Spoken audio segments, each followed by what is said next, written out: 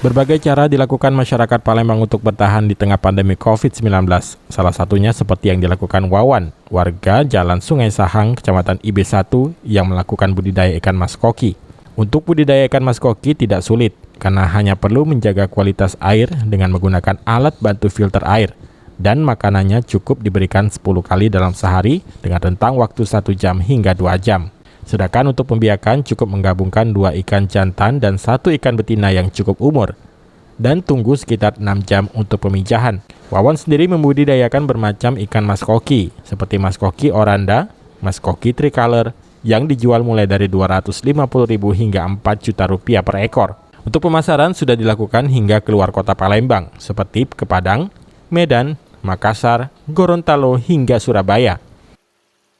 Kemarin karena kegiatan memang benar-benar down, nggak ada kerjaan, jadi dengan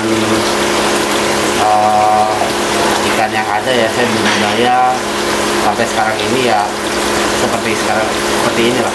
Ikan yang unggulan kita apa sih? Di sini unggulan ada oranda, ada tricolor ya.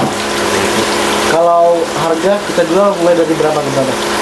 Kalau harga mulai dari 250 sampai dengan 4 juta. 4 juta ya? Itu dijual kemana aja nih?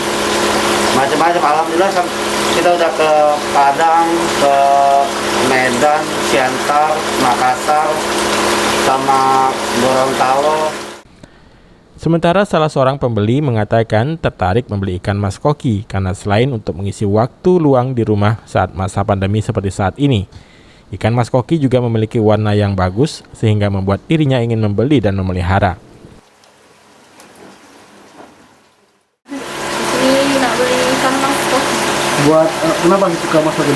Buat dipelihara, kan masa pandemi kan di rumah terus, jadi bosan melihara ikan. Beli berapa banyak? Beli 2. Apa sih keunikannya? Lucu, bentuknya bagus, Warnanya gimana? warnanya juga bagus, banyak variasi warnanya juga. Sandi Pratama, PAL TV.